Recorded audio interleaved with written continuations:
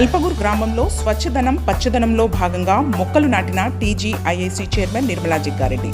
సంగారెడ్డి మండలం కల్పగూర్ గ్రామంలో ఎంపీడీఓ యాదగిరిరెడ్డి ఆధ్వర్యంలో జరిగిన కార్యక్రమంలో ముఖ్య అతిథిగా టీజీఐఏసీ చైర్మన్ నిర్మలా జగ్గారెడ్డి, మాజీ ఎంపీపీ లావణ్య దుర్గేష్ పాల్గొని కాశీ విశ్వనాథుని ఆలయంలో స్థానిక ప్రజాప్రతినిధులు, అధికారులతో కలిసి మొక్కలు నాటారు. ఈ కార్యక్రమంలో ATMA committee chairman Y Prabhu, market committee chairman Ramachandar Nayak, MPDO మరియు ఆత్మ కమిటీ, మార్కెట్ కమిటీ డైరెక్టర్లు, ప్రజాప్రతినిధులు, కాంగ్రెస్ నాయకులు జూలకంటి ఆంజనేయులు, సందీప్ రెడ్డి, ప్రవీణ్, బలరాం, సాయి కుమార్, మొహమ్మద్ యావర్, ఆసిఫ్, ఇలియాస్, ధనుంజయ్ గ్రామస్తులు పాల్గొన్నారు.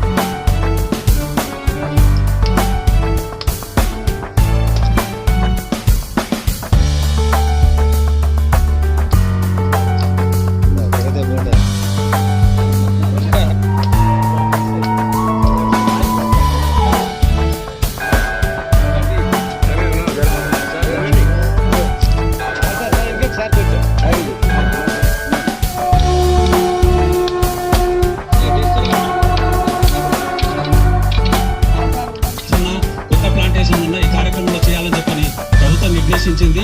సో ఆ కార్యక్రమాలు చేయాల్సిందిగా కోరుతున్నాను. అలాగే ఇక్కడ నడిచింది ఈ రోజు వచ్చేసరికి అక్కడ ఉందా లేదని టెస్ట్ చేయడం, అలాగే క్లియరెన్స్ పైపు తెచ్చాం మేడం. ఇక్కడ తమ ముందే ఆర్డబ్ల్యూఎస్ వాళ్ళు మీకు టెస్ట్ చేసి చూపించడం జరుగుతుంది. ఈ విధంగా ఈ రోజు 300 గజాలు ఉన్నటువంటి ఇంటి దగ్గర ఖచ్చితంగా మేడం తెలుస్తుంది, తమ రావాల్సిందిగా కోరుతున్నాను. అలాగే 300 గజాలు ఉన్న ఇంటి దగ్గర ప్రతి ఇంటి దగ్గర అంటే పైనుంచి రూఫ్ వాటర్ ఎక్కడైతే వస్తుందో, ఎక్కడి నుంచి అయితే ప్రభావం అనేది మన ఇక్కడ నుంచి బయటకు వెళ్తుందో ఆ ఏరియాని ఐడెంటిఫై చేసి ఆ ఏరియాలో ఒక ఇక్కడ ఏర్పాటు ఉంటుంది మేడం. స్క్రీన్ చేస్తున్నాము. ఆ వాటర్ కార్యక్రమాన్ని కంటిన్యూ చేస్తున్నాం అని చెప్పని తమకి వేదిక ద్వారా తెలియజేస్తున్నాం. Thank you madam. డిపార్ట్మెంట్ వాళ్ళు ఒకసారి వాటర్ తీసుకుని చేస్తే మేడం గారు కానీ దేవి గారు పెద్దలు గారు మాట్లాడారు.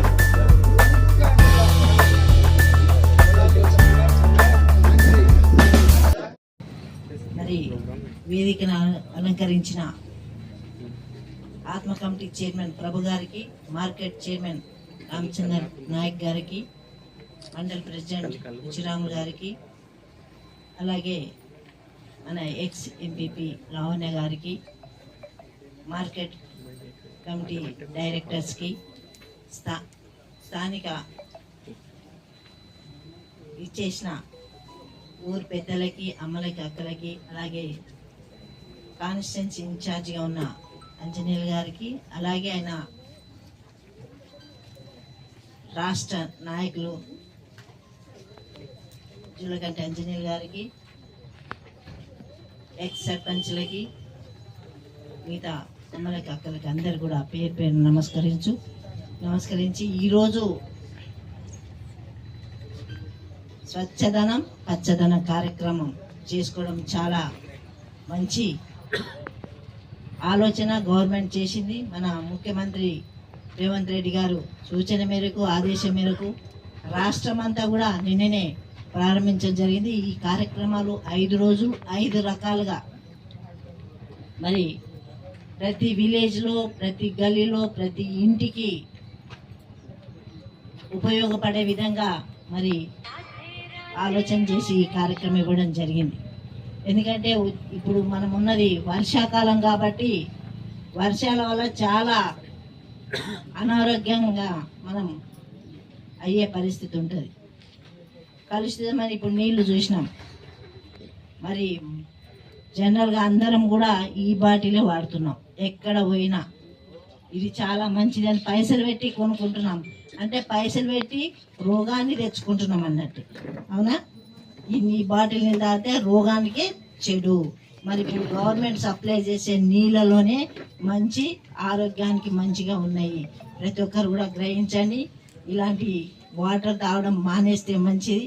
మరి అట్లాగే ఇక్కడ ఇప్పుడు ఇంట్లో ఫిల్టర్లు పెట్టుకుంటాం. మరి ఆ వాటర్లు ఏమన్నా ఉంటుందా? దానివల్ల ఏమన్నా ఉపయోగం ఉంటుందా? వాటర్ ఇంట్లో ఫిల్టర్లు పెట్టుకుంటున్నారు కదా, దానివల్ల ప్యూరిఫై వల్ల మరి ఆరోగ్యం మంచిదా కాదా?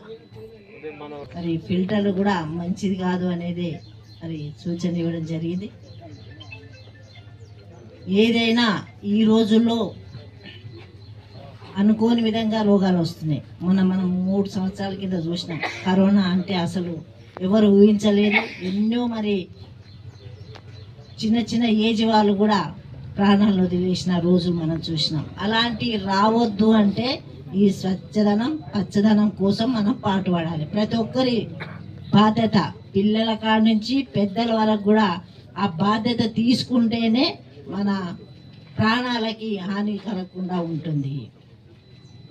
అంటే జనరల్గా ఇప్పుడు ఏది తిన్నా భయం అవుతుంది.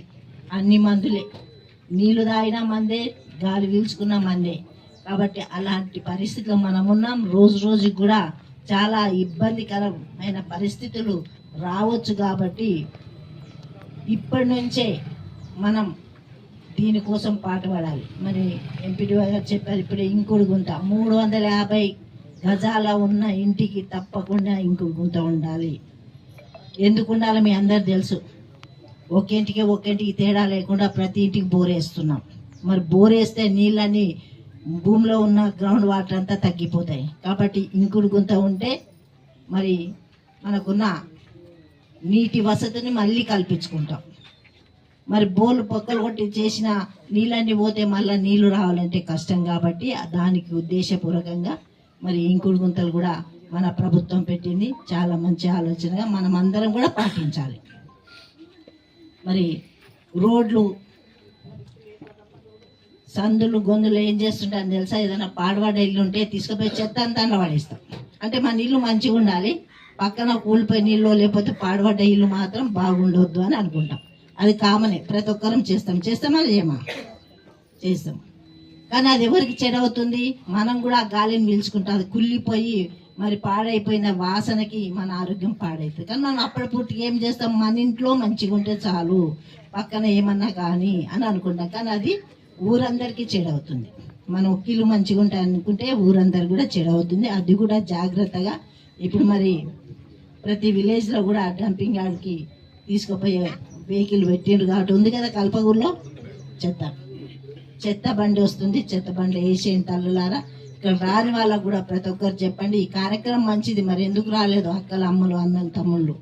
ఈ కార్యక్రమం చాలా మంచిది. మన చేతిలోనే ఉంది. మనం ఏం చేయాలనుకున్నా, మన పరిసరాలు మంచిగా ఉంచుకోవాలని అనుకున్న విధంగా ఈ ప్రోగ్రాం మరి ముఖ్యంగా స్కూళ్ళలో కూడా చూడాలి సార్. స్కూల్ ఉంది కదా ప్రోగ్రాం, ఒకరోజు స్కూల్ ప్రోగ్రాం ఉంది. ఓకే, స్కూళ్ళలో కూడా పిల్లలకి మరి వాళ్ళు కూడా బాగుండాలి. ఆరోగ్యం ఉంటేనే మనం ఏమైనా చేయొచ్చు.